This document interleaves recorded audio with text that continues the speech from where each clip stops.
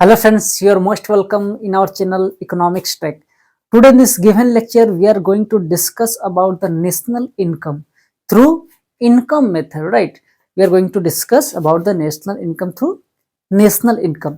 देखिए, तो हम लास्ट वीडियो के अंदर हम देखे थे कि किस तरह से नेशनल इनकम कैलकुलेट किया जाता है वैल्यू एडिशंस मेथड के थ्रू, या कहे प्रोडक्ट मेथड के थ्रू, या फिर यू कहे आउटपुट मेथड के थ्रू। लेकिन इस लेक्चर में हम डिस्कस करेंगे कि नेशनल इनकम तो कैलकुलेट करेंगे, लेकिन इस लेक्चर में हम इनकम मेथड के थ्रू नेशनल इनकम को कैलकुलेट करेंगे। जिस तरह हमने वैल्यू एडेड मेथड के थ्रू लास्ट क्लास में नेशनल इनकम फाइंड आउट किया था, ठीक उसी तरह इस बार हम लोग इनकम मेथड के थ्रू हम लोग नेशनल इनकम को कैलकुलेट करने जा रहे हैं। तो देखिए, समझिए बात को। सपोज कि एक देश के अंदर केवल मात्र 5 लोग रहते हैं। ओके, एक देश के अंदर केवल मात्र 5 लोग रहते हैं। अब उन सारे लोग जो है, जो भी इनकम जनरेट कर रहे हैं थ्रू डिफरेंट सोर्सेस, अलग अलग सोर्स के थ्रू लोग इनकम जनरेट कर रहे हैं। सपोज दैट मैंने कहा कि 5 लोग एक देश के अंदर रहते हैं, सपोज दैट, ठीक है, 5 लोग इस देश के अंदर मौजूद है, केवल मात्र 5 ही लोग हैं। ओके, 1 2 3 4 एंड 5, 5 लोग हैं। अब ये सारे लोग कुछ ना कुछ काम कर रहे हैं, ठीक है। तो काम करने के बाद ये जनरेट कर रहा है 100 रुपए, ये भी 100 रुपए इनकम के रूप में इसे मिल रहा है। 100 रुपए, सबको 100 रुपए मिल रहा है, चाहे वो इंटरेस्ट के फॉर्म में मिले, चाहे वो रॉयल्टी के फॉर्म में मिले वो इनकम उसे, चाहे रेंट के फॉर्म में मिले, सैलरी या किसी भी फॉर्म में वो पैसा कमाए, वो सारे लोग 100 रुपए कमा रहे हैं। तो इस कंट्री के अंदर जो नेशनल इनकम होगी वो किसके बराबर होगी? 500 रुपीज। ओके, तो इनकम मेथड के थ्रू हम लोग क्या करते हैं कि देश के अंदर जितने भी लोग होते हैं उन सारे लोगों की जो इनकम होती है, उन सारी इनकम को हम जब सम अप कर देते हैं तो हमारे को मिल जाता है नेशनल इनकम, ठीक है। तो नेशनल इनकम जो इनकम मेथड के थ्रू ये कहती है कि the sum of income through different sources of an economy. Okay, it is the sum of income, that income is factor income that is generated by the normal residents of an economy during an accounting year is known as national income, ठीक है। यानी एक देश के अंदर वहां की जितने भी रेसिडेंशियल है, उन्होंने जो भी इनकम जनरेट किया, उस इनकम को हम लोग क्या कहते हैं? नेशनल इनकम, ठीक है। अब देखिए, यहां तक तो समझ में आ गई होगी, आई होप सो। तो हम इस मेथड के थ्रू, इनकम मेथड के थ्रू हम लोग नेशनल इनकम जब फाइंड आउट करते हैं, इनकम मेथड के थ्रू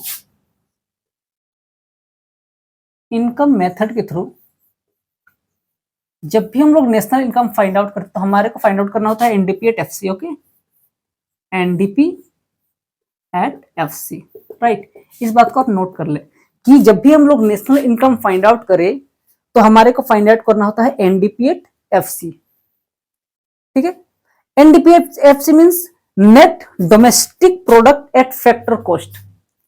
तो जब भी हम लोग इनकम मेथड के through national income find out करें, जब भी हम इनकम मेथड के through national income find out करें तो हमारे को फाइंड आउट करना पड़ता है net domestic product at factor cost. इसी के थ्रू हम लोग जो है नेशनल इनकम तक जाएंगे, इनकम मेथड के थ्रू। ओके, तो अब देखिए, ये जो एनडीपी एट एफसी है, इसका एक फॉर्मूला है, उसे हम लोग कहते हैं COE plus OS plus MI। Okay, this COE means compensation of employee, यानी काम की, जो लोग कहीं काम कर रहे हैं उस काम के बदले उन्हें जो भी चीज मिल रहा है, या कैश के फॉर्म में हो या काइंड के फॉर्म में हो, उसे हम लोग कहेंगे COE compensation of employee, right. या फिर कभी कभी हम लोग क्या करते हैं कि जो मालिक है वो एम्प्लॉय के लिए कंट्रीब्यूट करता है, कुछ कंपनसेट करता है, ठीक है। तो जब भी मालिक एम्प्लॉय के लिए कुछ कंट्रीब्यूट करे सोशल सिक्योरिटी स्कीम्स के थ्रू या किसी भी तरह का कंट्रीब्यूशन मालिक के द्वारा, उसे भी हम लोग इसके अंदर इंक्लूड रखते हैं। ठीक है, फिर इसके बाद हम लोग बात करें कि रिटायरमेंट पेंशन हो गया। ठीक है, रिटायरमेंट पेंशन भी इसी का एक पार्ट है, कंपनसेशन ऑफ एम्प्लॉय का। और इसके साथ साथ हम लोग जानते हैं कि वेजेस हो गए, सैलरीज हो गए, ठीक है, या डियरनेस अलाउंस हो गए, जो महंगाई भत्ता होती है या फिर बोनस होती है, वो भी कंपनसेशन ऑफ एम्प्लॉय का ही पार्ट है। इस बात को आपको जहन में रखनी कि कंपनसेशन एम्प्लॉय का क्या क्या पार्ट है। ठीक है, जो हमने अभी देखा। अब आते हैं ओएस यानी ऑपरेटिंग सरप्लस। सपोज दैट कि मेरा एक दुकान है, जहां से मेरी कमाई होती है 1 लाख रुपए। ठीक है, लेकिन मैंने कहा कि मेरा एक दुकान है भैया और मेरी कमाई होती है 1 लाख रुपए। अब उस टोटल बिक्री का मैंने बात किया है, 1 लाख की बिक्री होती है। अब इस बिक्री में से कुछ लागत भी तो आई होगी मेरे को। सपोज दैट कि 60,000 मेरी लागत आई। ठीक है, और जो बाकी 40,000 रुपए बचे, ये हमारे क्या होगी, ये जो 40,000 रुपये, ये हमारी होगी ओएस यानी ऑपरेटिंग सरप्लस। ठीक है, कोई दिक्कत नहीं, बहुत ही आसानी से मैं इस सारी चीजों को आप तक पहुंचाने का प्रयास कर रहा हूं। तो ऑपरेटिंग सरप्लस आपको समझ में आ गई होगी। तो हमने देखा COE compensation of employee, OS operating surplus. अब देखते हैं एमआई यानी मिक्स्ड इनकम, यानी बहुत सारे लोग जो है वो सेल्फ एम्प्लॉयड होते हैं। ठीक है, कोई यदि सब्जी बेच रहा है वो भी सेल्फ एम्प्लॉयड है। तो यानी जो सेल्फ एम्प्लॉयड है वो जो भी अर्न करते हैं that is mixed income. Okay, यहां तक किसी तरह कोई प्रॉब्लम नहीं। अब देखिए, हमने यहां देखा था कि सीओई के अंदर क्या क्या आता है। जैसे हमने कहा कि बोनस हो गया, जैसे हमने कहा वेजेस सैलरी हो गया, ये सारी चीजें आपकी सीओई के अंदर आएगी। ओएस के अंदर क्या क्या आएगी, एमआई के अंदर क्या आएगी, वो भी हम देख लेते। पहले मैं इसे इरेज कर लूं।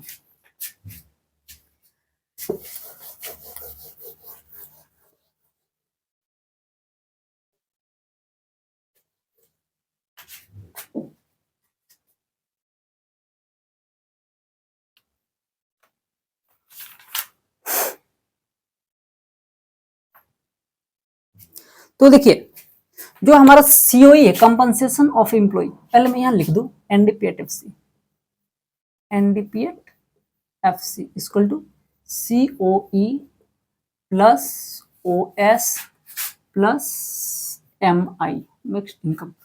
तो देखिए, जो जनरली जो क्वेश्चंस में आपको दिया रहेगा उन्हीं चीजों को मैं यहां लिख लेता हूं। सीओई में यू कहें हम कि wages and salary, wages and salary. ठीक है, next employers contributions, employers contribution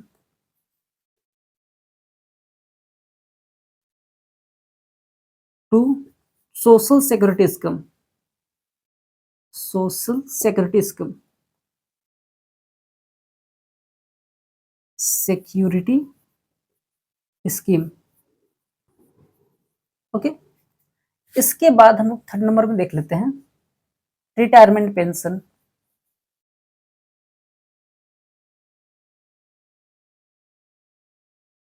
okay, तो ये हमारी जितनी भी आइटम्स है ये हमारी कंपनसेशन ऑफ एम्प्लॉय के अंदर आती है। तो क्वेश्चंस में आपको यदि डायरेक्ट कंपनसेशन ऑफ एम्प्लॉय दिया रहेगा देन ओके, किसी चीज को हमें टच नहीं करनी है। लेकिन कंपनसेशन ऑफ एम्प्लॉय के अलावा हमारे को कुछ नहीं दिया है, यानी सीओई को नहीं दिया गया है। ओके, और सीओई की जगह पे हमारे को दे दिया गया है wages salary, employee contribution to social security scheme, okay, and retirement pension. तो इन चीजों को प्लस कर देनी है। ओके, अब आते हैं हम लोग ऑपरेटिंग सरप्लस की ओर। तो जैसा कि मैंने कहा था ऑपरेटिंग, इसे मैं इरेज कर लूं, ये हो गई कंपनसेशन ऑफ एम्प्लॉय। अब हम ऑपरेटिंग सरप्लस को देख लेते हैं। तो बेसिकली ऑपरेटिंग सरप्लस के अंदर जो आती है, जो आइटम्स आती है उसे मैं बताते चलूं कि यहां मैं लिख दूं सीओई। तो आई होप सो कि आप समझ गए होंगे। ओएस को देख लिए, ओएस ऑपरेटिंग सरप्लस। ओके, सो ऑपरेटिंग सरप्लस के अंतर्गत क्या आती है उसे देख लेते हैं। ऑपरेटिंग सरप्लस के हम लोग अंतर्गत हम लोग कह सकते हैं कि रेंट, रेंट आती है, interest, interest, profit, profit, royalty. ये अच्छे से समझिए आप, ये काफी कंफ्यूज कर सकते हैं, ये पॉइंट जो है आपको कंफ्यूज कर सकती है। प्रॉफिट, ठीक है, रेंट हो गई, ठीक है, rent, interest, profit, royalty. Hopes कि आप तो ये जानते होंगे रेंट किसे कहते हैं, इंटरेस्ट किसे कहते हैं, होप्स कि रॉयल्टी भी आप जानते ही होंगे कि किसे कहते हैं रॉयल्टी। तो भैया प्रॉफिट जो है ये कभी कभी प्रॉफिट हमारे को डायरेक्ट नहीं दिया जाता है, ठीक है। तो प्रॉफिट के जगह पर क्या दिया जाता है वो देखिए आप, प्रॉफिट के जगह पर हमारे को दिया जाता है, प्रॉफिट की जगह पर हमारे को दिया जाता है क्या, कॉर्पोरेट टैक्स, कॉर्पोरेट टैक्स। तो अब देखिए कॉर्पोरेट टैक्स किसे कहते हैं, जो कंपनियां होती है, जो बहुत सारी कंपनीज होती है, उनकी जो भी अर्निंग होती है उस पर उन्हें टैक्स देना पड़ता है। जो भी बड़ी बड़ी कंपनी, छोटी बड़ी जो भी कंपनी होती है उसे टैक्स देने पड़ते हैं गवर्नमेंट को, ठीक है, उसे ही कहते हैं हम लोग कॉर्पोरेट टैक्स। ओके, या फिर इसे हम लोग एक और नाम से हम लोग बहुत आसानी से कह सकते हैं, जो हमारी कॉर्पोरेट टैक्स है उसे हम लोग एक और नाम से जानते हैं जिसे हम लोग कहते हैं प्रॉफिट टैक्स। ओके, इसी कॉर्पोरेट टैक्स को हम लोग प्रॉफिट टैक्स के नाम से भी जानते हैं, प्रॉफिट टैक्स, राइट। सो इसी कॉर्पोरेट टैक्स को हम प्रॉफिट टैक्स के नाम से भी बुलाते हैं, कह सकते हैं। इसके अलावा हमारे को कभी कभी दिया होता है डिविडेंड। तो भाई डिविडेंड क्या है, डिविडेंड, ठीक है, ये तो प्रॉफिट का पार्ट है, ये सारा जो भी मैं अभी इन्हें लिख रहा हूं प्रॉफिट का ही पार्ट है ये भी, डिविडेंड, डिविडेंड। तो देखिए डिविडेंड क्या है, वो जो डिविडेंड है वो बेसिकली जो शेयर होल्डर है उन शेयर होल्डर को उनका हिस्सा मिलता है, प्रॉफिट का कुछ हिस्सा शेयर होल्डर्स को मिलता है, उसे हम लोग कहते हैं बेसिकली डिविडेंड। ओके, तो जो भी जितने भी शेयर होल्डर्स है कंपनीज के, उन्हें जो भी हिस्सा मिलता है प्रॉफिट का उसे कहते हैं हम लोग बेसिकली डिविडेंड। इसके अलावा हम लोग अनडिस्ट्रीब्यूटेड प्रॉफिट, यह भी कहीं ना कहीं एक प्रॉफिट का हिस्सा है जिसे हम लोग कहते हैं अनडिस्ट्रीब्यूटेड, अनडिस्ट्रीब्यूटेड प्रॉफिट। ओके, इसे हम लोग कहते हैं रिटेन्ड अर्निंग, इसे ही कहते हैं रिटेन्ड अर्निंग, ठीक है। तो अनडिस्ट्रीब्यूटेड प्रॉफिट क्या होती है वो समझिए पहले चीजों को। अनडिस्ट्रीब्यूटेड प्रॉफिट जो है वह प्रॉफिट का वो हिस्सा होते हैं जो कंपनी जो अपने पास रखती है, कंपनीज को आगे ऑपरेट करने के लिए जो प्रॉफिट का एक हिस्सा जो है कंपनी अपने पास रखती है उसे ही कहते हैं हम लोग अनडिस्ट्रीब्यूटेड प्रॉफिट, या फिर यूं कहें कि रिटेन्ड अर्निंग। इसे एक सेविंग के तौर पर रखती है, जो कंपनीज होती है इसे सेविंग के तौर पर रखती है, खुद के पास रखती है, तो इसे ही बेसिकली हम लोग कहते हैं अनडिस्ट्रीब्यूटेड प्रॉफिट, जिसे हम लोग कहते हैं रिटेन्ड अर्निंग, राइट। या फिर इसे ही हम लोग एक और नाम से कहते हैं saving of, saving, what have said, saving of private corporate sector, saving of private corporate sector, saving of private corporate sector को ही हम लोग अनडिस्ट्रीब्यूटेड प्रॉफिट भी कहते हैं, इस बात को जहन में रखिएगा, ठीक है। तो ये थी हमारी प्रॉफिट की पार्ट जो भी हमने बताया अभी। इसके अलावा रॉयल्टी एक होती है, तो रॉयल्टी भी बेसिकली कहते हैं कि कह सकते हैं कि सपोज कि किसी ने एक बुक पब्लिश किया, ठीक है, तो उस बुक जो उन्होंने पब्लिश किया, तो उस बुक का जो ऑनर है जिसने उस बुक को लिखा है और उसी बुक को कोई दुकानदार बेच रहा है, तो हर एक बिक्री पर उस ऑनर्स को, जो जिसने किताब को लिखा है, उसको कुछ ना कुछ मिलता है, ठीक है, कुछ पैसा मिलता है हर एक बिक्री पर, तो उसे बेसिकली हम लोग कहते हैं रॉयल्टी। तो ये रॉयल्टी डिफरेंट डिफरेंट टाइप की हो सकती है, ठीक है। तो इस रॉयल्टी को हम लोग भी ऑपरेटिंग सरप्लस के अंतर्गत रखते हैं, ठीक है। ये तो हो गई ओएस की बात। तो हमने अभी तक देखा कि सीओई किसे कहते हैं, ऑपरेटिंग सरप्लस किसे कहते हैं, और अब देखने जा रहे हैं हम लोग मिक्स्ड इनकम एम आई। ओके, कि एम आई किसे कहते हैं वो समझिए।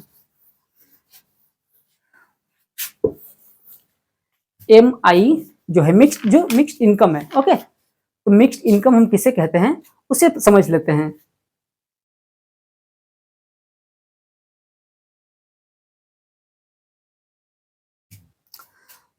तो मिक्स्ड इनकम जो होती है उसे हम लोग कहते हैं एम आई।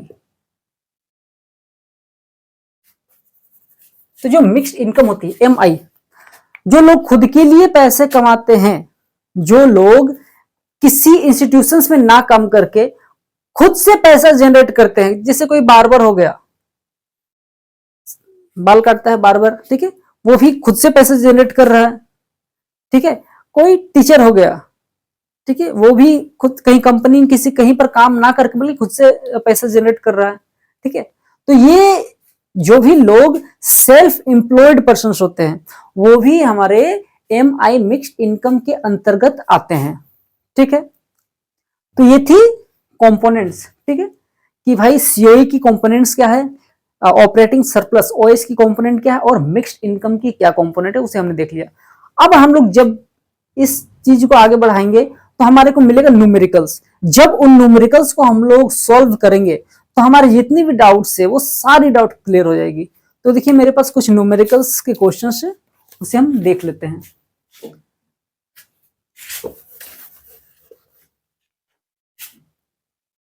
तो इस पार्ट में हम लोग देखने जा रहे हैं कि जो पहली हमारी न्यूमेरिकल से that is calculate GDP at MP from the following data. हमारे को क्या फाइंड आउट करनी है, कैलकुलेट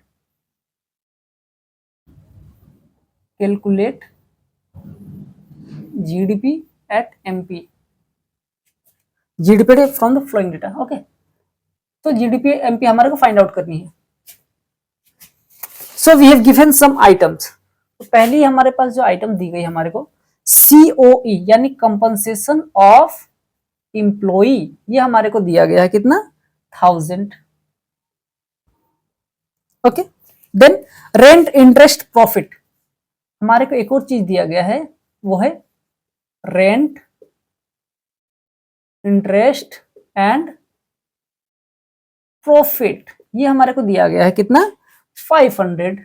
राइट, नेक्स्ट फिर हमारे को दिया गया है एम आई यानी मिक्स्ड इनकम भी हमारे को दिया गया है, एम आई मिक्स्ड इनकम, ये हमारे को दिया गया है 1600।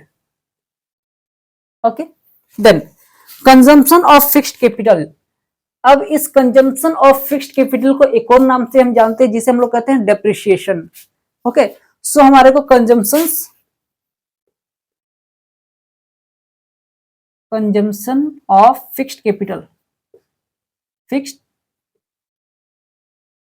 कैपिटल इसे हम ये हमारे को दिया गया है 2200।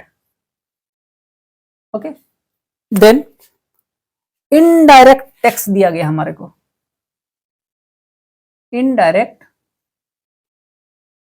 इनडायरेक्ट टैक्स, ये भी हमारे को दिया गया है 3800। ओके, देन सब्सिडीज भी लास्ट हमारे को दिया गया, सब्सिडीज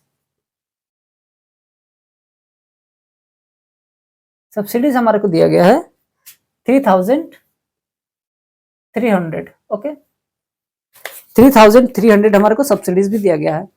अब सबसे पहले हमारे को फाइंड आउट क्या करना है, सबसे पहले हमारे को फाइंड आउट करना है एनडीपीएट एफसी। ओके, हमारे को फाइंड आउट करना है NDP at FC. Right, NDP at FC. Okay, so NDP at FC is equal to COE plus OS plus MI. Okay, NDP at FC is equal to COE plus OS plus MI mixed income. Okay, now what is COE? COE is given, it is direct given, it is COE is equal to 1000. So COE is equal to 1000 plus OS operating surplus is not directly given. If there is no directly will be given operating surplus, then we will put rent interest profit 500 rent interest profit, something more given, MI consumes fixed indirect tax, nothing. Okay, now MI directly क्या दिया गया है या नहीं दिया गया है? Yes दिया गया है, ये है mixed income MI 1600. Okay 1600 MI दिया गया है.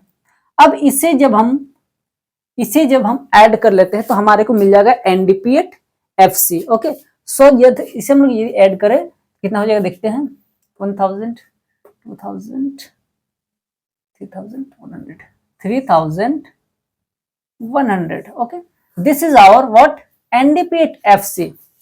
So we have find out NDP at FC, but in our questions we have to find out GDP at MP. Okay, so we have to find out GDP at MP. GDP at MP. Okay, is equal to NDP at FC. So net to gross, यदि हमें net से gross की ओर जानी है, okay net से gross की ओर जानी है तो प्लस डेप्रिसिएशन. ओके डोमेस्टिक कुछ नहीं करने हैं.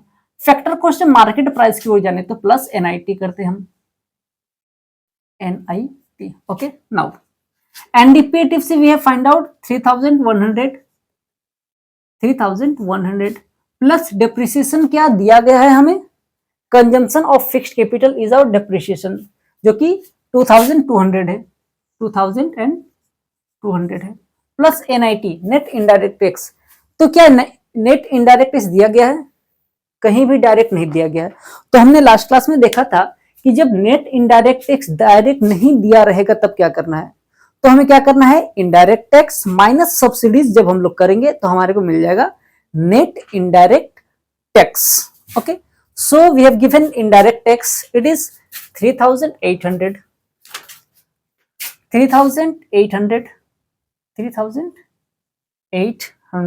okay minus subsidies is 3300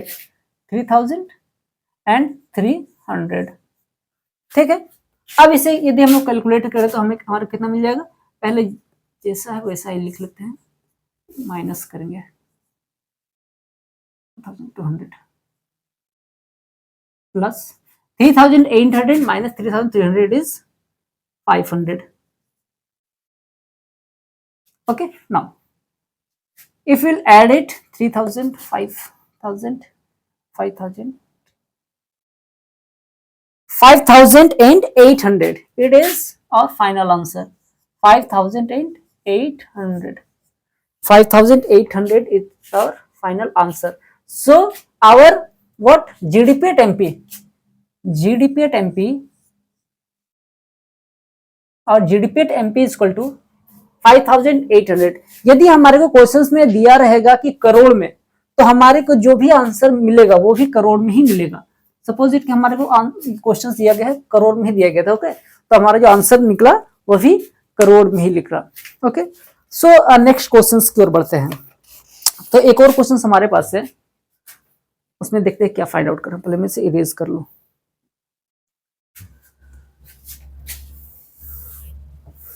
उम्मीद करता हूं कि आपको समझ में आ रही होगी चीजें. बहुत ही आसान सा टॉपिक है.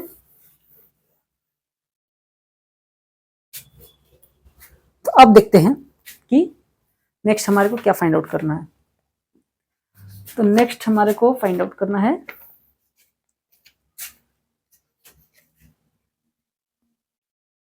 Calculate national income. Calculate national income चल नहीं रही. Calculate national income.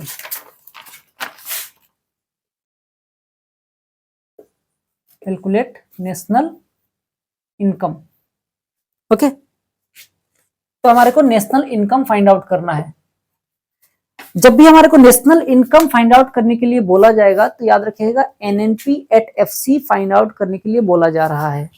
ठीक है, जब भी नेशनल इनकम फाइंड आउट करने के लिए बोला जा रहा है यानी NNP at FC net national product at factor cost हमारे को फाइंड आउट करने के लिए बोला जा रहा है। सो हमारे को कुछ आइटम्स गिवन है, that is wages and salary, wages and salaries, ये हमारे को दिया गया है 10,000, ठीक है। उसके बाद social security contribution, social security contribution, ये हमारे को दिया गया है 2000, okay. Then old age pension भी हमारे को दिया गया है, ओल्ड एज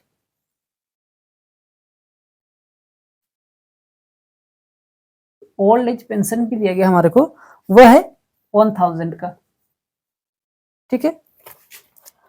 फ्लड रिलीफ भी दिया गया हमारे को, फ्लड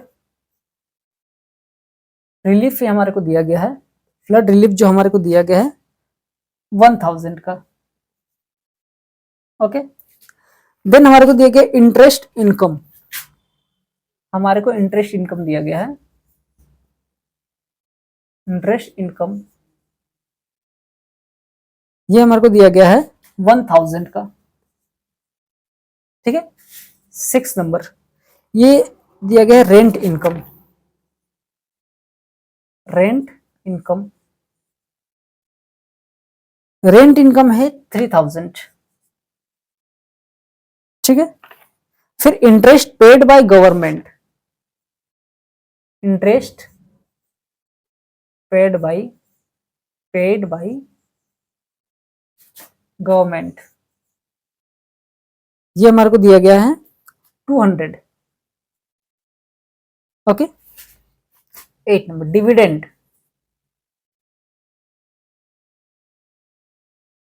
डिविडेंड जो कि एक प्रॉफिट का ही पार्ट है, वो 2000 दिया गया है। इसके अलावा अनडिस्ट्रीब्यूटेड प्रॉफिट, इसके अलावा अनडिस्ट्रीब्यूटेड प्रॉफिट वह दिया गया है 1000। फिर self employed income, self employed income ये हमारे को दिया गया सेल्फ 8000, ओके। लास्ट हमारे को दिया गया है net factor income to abroad, net factor पूरा लिख लो, net factor income to abroad, okay. ये हमारे को दिया गया है 10, only 10, okay. So these are the items that we have given in our questions. Now we'll solve it on this side, okay. This side we'll solve it. So first of all we have to find out NDP at FC, NDP at FC, okay, which is COE plus OS plus MI mixed income, okay. So COE is directly given or not? Compensations of employee in our questions, it is directly given or not? Yes, it is not given, means wages and salary, okay, it is given wages and salary, it is 10,000 plus something more, social security contributions, it is social security contributions 2000, okay. Something more, social security contributes for interest income, interest paid by government, no. Dividend, no. Anticipated profit, no. चलिए, तो हमारे पास जो COE हमारे को दिया गया था उतना ही दिया गया था। उसके बाद हम लोग ऑपरेटिंग सरप्लस, ऑपरेटिंग सरप्लस में हमारे को दिया गया है, ओएस में हमारे को दिया गया है इंटरेस्ट इनकम दिया गया है 1000 इंटरेस्ट इनकम। तो ऑपरेटिंग सरप्लस में हमारे को दिया गया है इंटरेस्ट इनकम और क्या दिया गया है, rent income 3000 plus 3000 rent income हो गया, प्लस और क्या दिया गया हमारे को,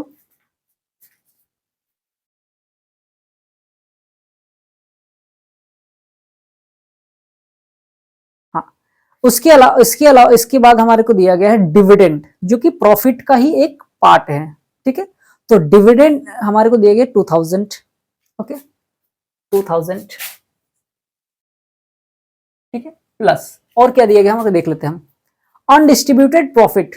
अनडिस्ट्रीब्यूटेड प्रॉफिट हमारे को दिया गया है अनडिस्ट्रीब्यूटेड 1000। इसके अलावा और क्या दिया गया देख लेते हैं। तो हमारे को जो ऑपरेटिंग सरप्लस है, यहां तक हमारे को कंपनसेशन ऑफ एम्प्लॉय मिल रहा था 1000 एंड 2000, सॉरी 10,000 एंड 2000, ये हमारे पास सीओई था। लेकिन ऑपरेटिंग सरप्लस की बात करें तो हमारे को दिया गया 1000 दिया गया था, जो कि इंटरेस्ट इनकम था 1000, ये ऑपरेटिंग सरप्लस था। उसके बाद 3000 रेंट इनकम था हमारे को दिया गया था। इसके अलावा जो 2000 है वो 2000 है डिविडेंड, ठीक है, जो प्रॉफिट का पार्ट है।